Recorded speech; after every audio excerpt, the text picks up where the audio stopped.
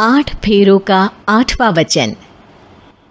स्वाति ने इसी साल शहर के कॉलेज से पढ़ाई पूरी की है और अब उसके लिए जगह जगह से रिश्ते आने लगे हैं। स्वाति से ज़्यादा उसके रिश्तेदारों को उसकी शादी की चिंता है, इसीलिए जो भी स्वाति के घर आता वो किसी नए लड़के की खबर ज़रूर ले आता। अरे दीदी, ये फोटो देख के बताओ कैसा है। राहुल नाम है लड़के का, मेरी सहेली की बहन का बेटा है। अपनी स्वाति के साथ एकदम प्यारी जोड़ी लगेगी इसकी। ज़रा दिखाना, फोटो तो बढ़िया लग रहा है। कोई गलत आदत वादत तो नहीं है ना इसे? और कमाता कितना है? अरे कोई गलत आदत नहीं है दीदी, आप कहो तो एक मीटिंग करवा देती हूँ, फिर सब कुछ फाइनल कर लेना। हाँ हाँ, ये सही कह रही हो तुम। संडे को स्वाति के पापा भी घर पे ही रहेंगे।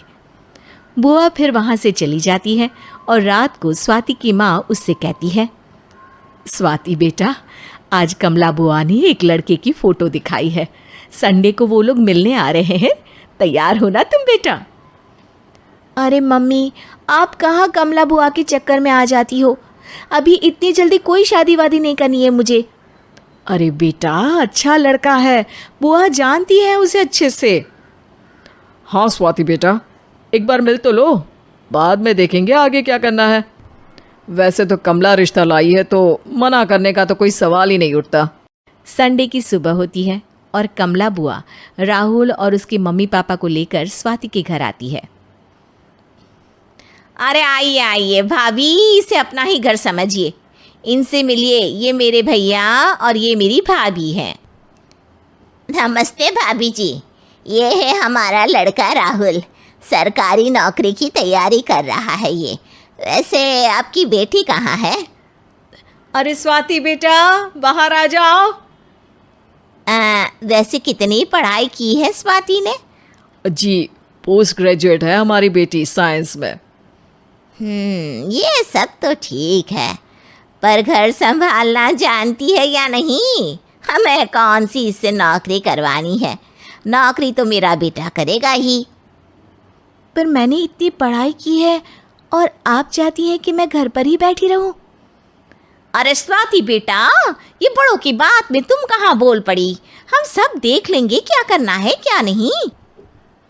हम तो इसी बात पर विश्वास करते हैं कि घर के लड़कियां घर में ही रहे तो ज़्यादा अच्छा रहता है, वरना भाई साहब आप तो आजकल के हाल जानते ही हैं, कितनी घटनाएं होने लगी हैं औरतों के खिलाफ। स्वाति बेटा, रसोई का काम तो पूरा जानती हो ना? शादी के बाद तुम्हें ही संभालना है वो सब। अरे बहुत अच्छा खाना बनाती है ये, आप सब लोग इसकी तारीफ करते नहीं थकेंगे। लो भाई, हो गई मीटिंग, अब शादी की तारीख फाइनल कर लेते हैं, क्यों भैया? भाई हम तो पंडित जी से चर्चा करने के बाद ही तारीख फाइनल करेंगे, सालों से हम उनकी बातें मानते हुए आ रहे हैं। लड़के वाले और कमला बुआ की बातें सुनकर स्वाति एकदम नाराज़ हो जाती है और उसे लगने लगता है कि शादी के बाद उसे घर पर ही बैठना पड़ेगा। लेकिन घर वालों के आगे उसकी एक नहीं चलती और उसे शादी के लिए हाँ कहना पड़ता है। शादी का दिन आ जाता है और सब मंडप में जमा होते हैं। अब फेरों का समय हो गया है, अब कन्या अपने वर से 7 वचन मांगेगी। आप किसी धार्मिक आयोजन में जाएं तो मुझे भी ले जाएंगे।